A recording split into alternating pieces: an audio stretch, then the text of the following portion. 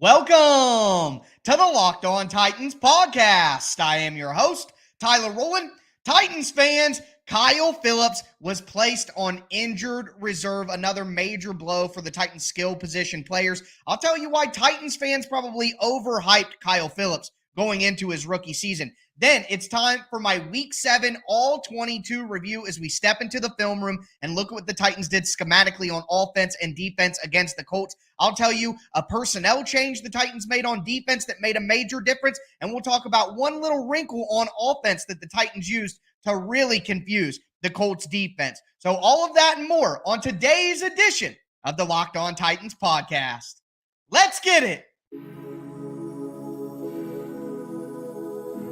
You are Locked On Titans, your daily Tennessee Titans podcast, part of the Locked On Podcast Network, your team every day.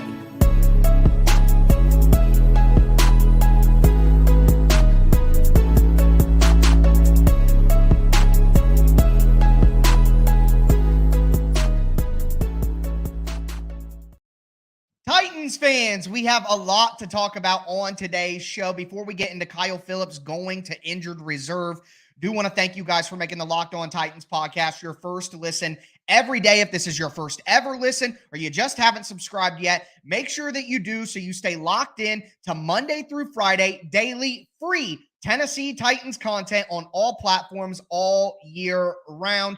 It was Tic Tac Tuesday on my Twitter feed. Make sure you guys go check that out. The link to the film thread is in the description of the podcast, so make sure you guys check that out as well. But let's dive right in here. And boy, I got Titans Twitter pretty upset on Tuesday. I did. And for better or for worse, I'm bringing the conversation here. Kyle Phillips was placed on injured reserve for the Titans after injuring his hamstring in practice last week. He missed some games early in the season as well with a shoulder injury. This is obviously a big blow to the Titans skill position group. They already are in a very tough spot Sunday, the Titans had 4 wide receivers active. Mason Kinsey, Cody Hollister, and Nick Westbrook-Ikhine were 3 of them. And then you have Robert Woods. So I think everybody expected a lot out of Kyle Phillips, and they knew that his diverse skill set that's different from what the Titans normally would have on the field would be beneficial to them. And he did have a good week 1 against the Giants, obviously had that nice punt return, even though he did have the fumble on the punt return, which kind of cancels that out. In my opinion, he had 6 catches for 66 yards. Great. But since then, even when he played against Buffalo. He had 1 catch for 5 yards. He played against Indianapolis the first time. He had 1 target for 0 catches for 0 yards. He fumbled a punt against Buffalo as well. He played against Washington, had 1 catch for 7 yards on 2 targets. Now, I give a lot of shout outs to my guy, Will Lomas, on Twitter because I do think he has a lot of great takes, but me and him went back and forth during the season about how the expectations on rookie wide receivers are far, far too high. Kyle Phillips is a late round wide receiver who is also tiny by NFL standards. So Titans fans expecting him to not only be consistent throughout the season, but be a high-level contributor, there was probably a little bit too much hype. And I take responsibility for this as well. I'm a guilty party. I stood up here when I did my superlatives episode, and I thought that the biggest contributor as a rookie could be Kyle Phillips. I had numerous conversations with Titans fans online telling me, hey, this group of wide receivers is not bad. They're actually good because Kyle Phillips and Treylon Burks, along with Robert Wood, we're going to do all these things. And I said, that's a lot of stock and a lot of faith to put in rookies. Guys, this is no different than Marcus Johnson. This is no different than, say, like Jadeveon Clowney or Julio Jones. We thought that they could do more than they ended up doing. There was too much hype. Kyle Phillips was overhyped coming into the season. This does not mean that Kyle Phillips is not going to be good for the Titans. This does not mean that Kyle Phillips is overrated, was a bad draft pick, whatever. It means that Titans fans, Titans fans, once again, including myself, were duped by wide receiver reports from training camp. It's Marcus Johnson all over again. Marcus Johnson's going to do this. Marcus Johnson's going to do that. What'd Marcus Johnson do? Nothing, and then got hurt. And don't tell me that injuries mean that someone can't be overhyped. He's not overhyped. He just got hurt. Availability is a big part of the job. Being on the field to produce is a big part of the job. And us as fans should have taken into account that this is a late round small guy who may not be able to hold up against the wear and tear of an NFL season. Maybe we should have saw that coming. Just like last year, we should have saw it coming that Marcus Johnson, a guy who's never been able to stay healthy in his entire career, was going to get hurt and not be able to stay healthy with the Titans. We should have saw that coming. So I'm including myself. Red hands here. You caught me. We overhyped Kyle Phillips. We expected far too much from a late round rookie wide receiver. Now, the other part of the news is the Titans have signed Chris Conley. Chris Conley played for the Chiefs for a while. He's bounced around. He played for the Chiefs during this season, was eventually added to the Texans. The Titans pick him up and bring him in. And guys, I'm going to be honest. Chris Conley is a size speed guy. So I know you start to look at Chris Conley and you know what? Let's do it. Let's have a conversation about that size and that speed. He is a speed guy, 6'3", 205 pounds. He's played in a ton of games in his career, 102, 213 catches, nearly 3,000 total yards, 15 touchdowns. He's been in the league since 2015, Kansas City, Jacksonville, Houston. Guys, I'm going to be honest with you. He was brought in to try to get inside information on Houston and Kansas City. Like, do not bank on Chris Conley having an impact on the field. He was brought in to get inside information on Kansas City and Houston, the two teams that the Titans play next, the two teams that he coincidentally has spent time with this year. So put two and two together. Sadly, I don't see it as much of an answer. I think the only real answer that the Titans could have at wide receiver is either with a trade, which I'm sorry, guys, the Titans aren't going to trade for Jerry Jeudy or DJ Moore. They're just not. John Robinson does not care about the wide receiver position. He doesn't care enough, I should say, to do something like that. He doesn't think it's important enough to do something like that and put that kind of resources towards it. So for me, the only real answer that Titans fans can hope to have at wide receiver is let's hope that Treylon Burks comes back healthy.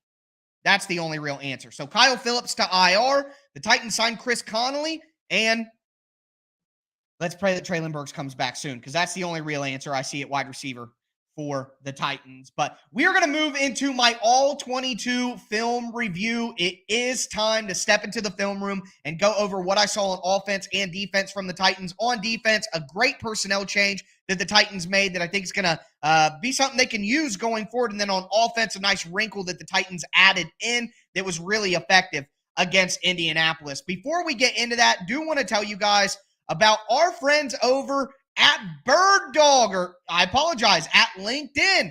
LinkedIn and Locked On have partnered to make sure that you can find the best candidates possible for your small business. All you do is sign up at LinkedIn Jobs, post your job, and the purple hiring frame is going to spread that word around to make sure you get the best candidates possible out of their pool of 810 million people. They have simple tools available for you at LinkedIn Jobs, like screening questions to make it easy to focus on the candidates with just the right skills and experience so you can quickly prioritize who you'd like to interview and then ultimately hire. It's why small businesses rate LinkedIn Jobs as the #1 job finder in the business. They're going to give you the best quality hires versus the leading competitors. LinkedIn Jobs helps you find the qualified candidates you want to talk to faster. Post your job for free at linkedin.com/lockedonnfl. That's linkedin.com/lockedonnfl to post your job for free.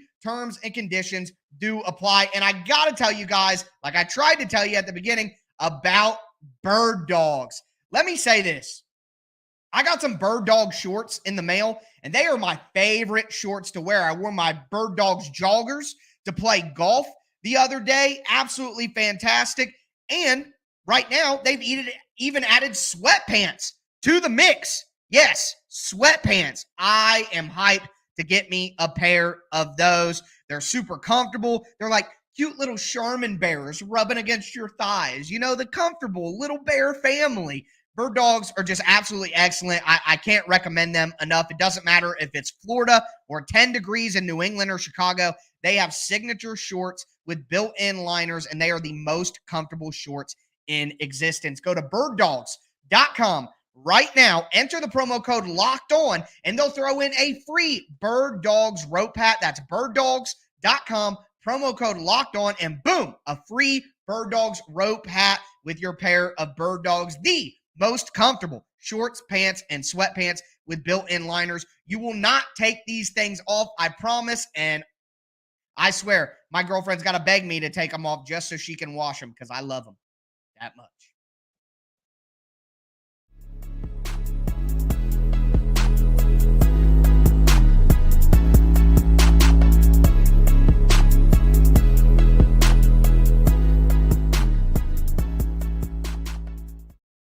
Titans fans, let's continue today's show. I'm going to dive into the film with you guys. It's time for my all-22 review from Week 7, going over what I saw schematically from the Titans on offense and defense.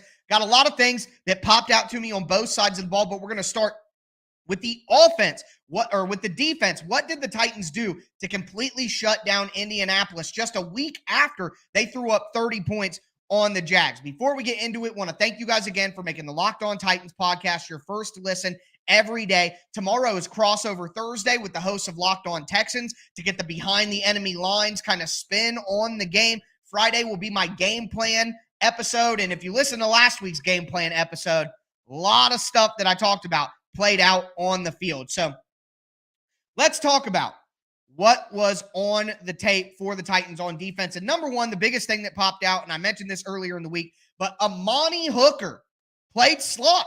Amani Hooker was the Titans slot cornerback in this game. Now, if you want to be more technical, what I would call that is a big nickel package. That's what they call that when you have 5 defensive backs, because that's nickel, but 3 of them are safeties rather than a traditional 3 cornerback group when you're a nickel. So it's a big nickel package. The Titans had Fulton and McCreary on the outsides, and then they had Hooker play in the slot, which he hasn't done since he played at Iowa in 2018. And then they had Andrew Adams and Kevin Byard as the normal deep safeties. This was incredibly important because, as we know, the Colts play a physical brand of football, similarly to the Tennessee Titans. They use big tight ends. They want to run the ball. They want to move you. That's what happened. So to counteract the physicality of the Colts offense, because what you don't want is a smaller guy like Roger McCreary. That's why the Titans have Elijah Molden. That's why they traded for Ugo Amadi, so they could have a physical early down slot cornerback to take that beating and to be essentially a pseudo linebacker. Well, the problem is with Molden being out, Ugo Amadi being relatively ineffective, the Titans didn't have anybody to do that. Remember, they tried guys like Theo Jackson and Lonnie Johnson as slot corners in practice early in the year because they needed somebody to do that early down physical slot role. Well, who better if you don't have anybody else than Amani Hooker, who played some slot at Iowa and was kind of a hybrid safety cornerback. And boy, did Hooker do well in this role. He followed motion. He even lined up over the guard at some times to show pressure front. I mean, Hooker was following motion across the formation. He was blitzing off the edge. He was sinking into zones. He was playing man coverage. Amani Hooker and his ability to not only cover, but also be physical at the same time at the slot cornerback position was incredibly important. So deciding to go with Amani Hooker as your slot cornerback, going with a big nickel package as your base formation on defense in this game, I mean, I could not think of a more perfect personnel choice for going against the shotgun run physical attack of the Indianapolis Colts. So putting Amani Hooker at slot cornerback and running big nickel in this game, chef's kiss to Shane Bowen. It wasn't only that, though, but again, something I talked about in my game plan episode on Friday. And I see in the comment, do you think it'll work against the Chiefs? No. The Chiefs do not play anywhere near as physical a football as the Colts do. That's not their game plan at all. So having Amani Hooker in the slot consistently against the Chiefs, no. I don't think that's a game plan that they can replicate against any old team. They're going to need Amani Hooker back deep to deal with the deep speed and the deep throws that the Chiefs have available to them if they want them. Moving forward, though, coverage-wise. So that's a personnel thing. Coverage-wise, as I described on Friday, cover 2 invert was crucial in this game. The Titans ran multiple variations of cover 2 invert where they would have, so what is cover 2 invert? Something I talk about quite a bit because the Titans run it quite a bit. You guys know that cover 2 coverage, if you play Madden, you watch football, anything, cover 2 is just when you have a safety on either side of the field and each of them have a deep half responsibility. A cover 2 invert coverage is where you have 2 deep halves, but it's different than just your 2 deep safeties. So the Titans will have 1 safety and then one of their outside cornerbacks is the deep half. Or they'll have 1 safety and their slot cornerback on the other side as the deep half. In this game, the Titans even had their 2 outside cornerbacks as the deep halves so that their safeties could then drop down into the middle of the field. And I talked about this all week before the game. The Titans had to run cover 2 invert, and their specialized cover 4 coverage is what I would call it, so that their safeties could drop down over the middle of the field and take away the tight ends and Michael Pittman and all of those over the middle of the field routes that the Colts like to hit on. They destroyed the Jaguars last week using those crossing routes and drag routes over the middle of the field. You have to find a way. And the problem is what the Colts will do is the Colts will have their interior guys run vertically, at least to start out of their route. And then they'll have those drag routes and crossing routes come underneath them. So how do you counteract that? You have your outside guys, you have your cornerbacks run with those vertical routes, and you allow your safeties and your physical people who can deal with these big tight ends. See, Christian Fulton and Roger McCreary tried to cover those tight ends in week 4, and it didn't work. And those tight ends balled out in that game. I think it was like 11 catches for 180 yards or something, 2 touchdowns. So how do you get your cornerbacks off those tight ends and allow your safeties who are more physically adept to dealing with tight ends, take them on? Cover 2 invert. So beautiful stuff by the Titans defense. Again, if you want to actually see the clips, the Tic Tac Tuesday film thread is in the comments right now. Just click on it. Go to my Twitter. You don't even have to have a Twitter account. You can just click on it and it'll pull up and you can go through and click play and watch all the plays that I did. The last thing that I want to mention here on the defense is cross dog blitzes. So what is a cross dog blitz? Basically, a cross dog blitz is when you have your 2 inside linebackers, and they basically make an X. That's why they call it a cross dog, because the linebackers cross each other. And the point is, when they do that, they're trying to confuse the blocking assignments of the interior offensive line. And where have the Colts had the most trouble this year in pass protection? You may look and say, hey, their tackles aren't very good. They're probably no, it's the interior of the offensive line. The spot at right guard, Ryan Kelly at center hasn't been very good this year. People have been attacking with blitzes, twists, and stunts the interior of the Colts, and that's exactly what the Titans did too. The Titans don't run cross dog blitzes very often. I never see the Titans blitz both their inside linebackers at the same time. I never see that from the Titans. But they did it in this game because Jacksonville had a ton of success with it, and they knew that if they ran those cross dog blitzes, they would find a way to make a big impact. And if you go through the tape, numerous times the Titans were able to get pressure on Matt Ryan from the interior because the cross dog blitz either got home or opened up something for an interior defensive lineman. So Amani Hooker is a big slot. Cover 2 invert coverage and cross dog blitzes were the big things that stood out to me on tape for the Titans. Now, we are going to get into the offensive side of the ball. Before we do, though, do want to tell you guys about our sponsor, PrizePicks. PrizePicks is daily fantasy made easy. All you have to do is look at the projections they have for each player. So you look at Derrick Henry, 100 rushing yards. Is it going to be more or is it going to be less? Ryan Tannehill, 2 touchdowns. Is it going to be more? Is it going to be less? Robert Woods, 2 catches. Is it going to be more? Is it going to be less? And you don't have to do Titans players, of course, but just giving you an example. All you have to do is pick 2 to 5 players and say whether the projection is going to be more or less. And if you win, you can get up to 10 times your money on your entry. All you have to do is go to PrizePicks.com right now or use the PrizePicks app and use the promo code Locked On when you sign up. That's promo code Locked On. You're going to get a 100% instant deposit match up to $100 if you're a first-time user. So go to PrizePicks app, sign up, use the promo code Locked On. Deposit $100, you get a free $100. Deposit $50, you get a free $50. Either way, make sure that you use the promo code Locked On at sign up for an instant deposit match up to $100 at PrizePicks.com.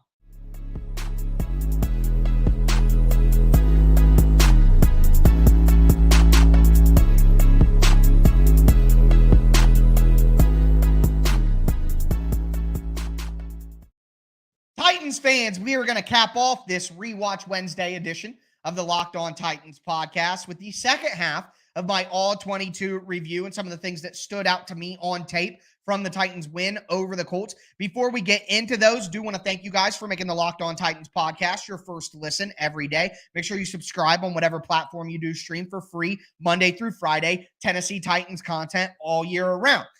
As for your second listen, check out the Locked On Sports Today podcast. It's hosted by Peter Bukowski. You get all the biggest news and all of the big sports in North America in under 25 minutes every single day. It's going to get you caught up on all the biggest stories, like I said, in every single sport. So you don't want to miss it. It's a perfect companion to the Locked On Titans podcast. But moving forward here, on offense, the big thing that stood out to me was at snap motion. Say it with me. At snap motion. At snap motion is different than pre-snap motion. If you run motion before the play and then that player comes set before, that's not getting the job done quite as much as what a lot of teams in the NFL want to do. At snap motion is much more effective because the guy goes in motion and then he settles down. Now the defense has time to react. But if the guy is going in motion while the ball is snapped, it makes it much more difficult to make sure that your assignment sound on defense and everybody knows who they're on, where they're supposed to be. I saw multiple occasions where at snap motion not only helped the Titans with their box math, but also helped the Titans complete the play. So what do I mean by box math? So a perfect example, if you go to the Tic Tac Tuesday film thread, there's an example of this where the Titans send Robert Woods in motion one direction. And before the motion, there are 5 people to the right of Ben Jones, where the play is supposed to go, the run play. After the motion, there are only 4 people to the right of Ben Jones. Thanks, Mike. Yeah, say it together, kids. At snap motion. So the point is, when the Titans were running at snap motion and having someone in motion while snapping the ball, they were able to manipulate the Colts numbers in the box. Hey, we're running to the right. You got 5 guys there. We want to move you over to the left so that we have a better advantage numbers-wise on the right side where the ball is going. If you guys, I keep bringing this up because it's a simple way to communicate to people. If you guys have ever played Madden, in recent Maddens, they actually have a green box on one side of the defense or a red box on one side of the defense, or a green box or red box can totally showing you whether your numbers are better or worse than what the defense has on that side of the ball or in the box in general. The Titans were playing that numbers game. They were sending guys in motion so that the Colts linebackers would shift over or the defensive line would shift over a little bit and then give them a bigger advantage in the run game on one side. So love the at snap motion. Again, that's not something that the Titans consistently do every single week. Isabella Burks is on IR. He's going to be out until after the Chiefs game. And after the Chiefs game, he'll be eligible to return from IR with a foot injury. He had turf toe, which is basically like a major jam of your big toe. Makes it hard to plant, cut, accelerate, all of that. But, so not only do the Titans not run at snap motion a ton, but Jacksonville did it with a lot of success in the run game against Indy. in week 6. So the Titans just copied that over. Same thing with the cross-dog blitzes. The Titans took a ton from that Jacksonville tape because it worked so well against Indy, even though Indy won. The Jags still had a lot of success in that game, especially running the football. So at-snap motion was big to change the box math. Also, some issues. The Titans continue, because of the issues on the offensive line, they continue to run 3-man routes where they're chipping their running back, they're chipping their tight end, and then they're leaking out into the flats, but the pressure's already there. So basically, the Titans don't really have a lot of people open downfield because 2 of the 5 eligible receivers have to block for the first couple of seconds of the play. It just makes it impossible to get people. I mean, multiple plays I watched today, there's just no one open because there's only 3 guys out in the route, and then 2 guys are just sneaking out of the backfield because they just had to chip. I mean, it makes it tough. And what makes it even worse is the only 3 guys out there are not guys who are getting open. Cody Hollister, Mason Kinsey, Nick Westbrook-Akina, Robert Woods gets open here and there, but it's not super consistent. When you're only putting 3 guys out into the route, and those 3 guys aren't really guys who are going to create separation, what are you supposed to do on offense? What are you supposed to do? So that you want to know why the Titans can't score? It's because everybody knows they're running, and they can only run 3 guys out into pass routes when they do pass because they got to keep 7 in to block just so Tannehill doesn't die. I mean, that's the reality of what's on tape. It's that simple. The last thing I want to mention here in my All-22 review of Week 7 is a positive thing, and it's a player note. Dylan Radins played pretty well. Look, he made a few big mistakes. He missed a couple stunts. He had that false start, which was obviously bad, but he was really good in the run game. And Dylan Radins went one-on-one in pass protection with DeForest Buckner multiple times and won.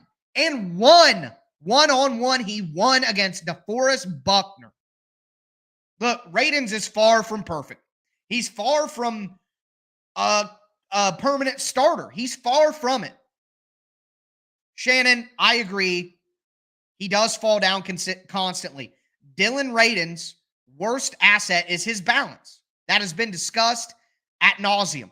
And I will continue to bring that up, that his punch and his balance are the worst parts of his game. But even his balance issues looked better against the Colts. He looked more under control, better, center of gravity. I saw him less on the ground, less falling forward. Yes, it's still an issue. I'm not saying it's corrected. But we saw improvement. Guys, not everybody comes out of college and is immediately awesome. Not everybody comes out of college and in their rookie or second year or third year is the player who they're going to be. Look at guys who are making play. Andrew Adams. If you guys would have been harping on Andrew Adams on his first or second season in the NFL as much as you're doing to Dylan Radins, then you would have never believed that he did what he did on Sunday. Guys progress at different rates. So I'm not saying that Radins is awesome. I'm not saying he should start. I'm not saying he's a fixed player. But I'm just saying there were positive gains there. He had a pretty solid game. He was the highest rated Titan in pass protection per Pro Football Focus. I'm not saying the guy's awesome. I'm not even saying he's good. I'm saying he was a lot better against the Colts than we've seen him be previously. And you're seeing some improvement. And I think ultimately that there is potential for Dylan Radins to eventually be a starting offensive lineman for the Titans. Dog versus face. Set a reminder for 7 years then. That's pretty funny, man. I can't lie. That's pretty funny. I'm just saying, man, he looked all right, and I saw improvements, and it really stood out on tape. So that's something that I wanted to at least let you guys know about. But that's going to do it for this Rewatch Wednesday edition of the Locked On Titans podcast. We went over Kyle Phillips going on IR, how I think the Titans fan base, myself included, probably overhyped him. Then we talked about the Titans on defense with Amani Hooker in the slot, cover two inverts, cross-dog blitzes, on offense at snap motion, 3-man route combinations with chipping, and then Dylan Radin, solid day. That's going to do it for me today, though, folks. As always, I am your host, Tyler Rowland, and this was Locked On Titans.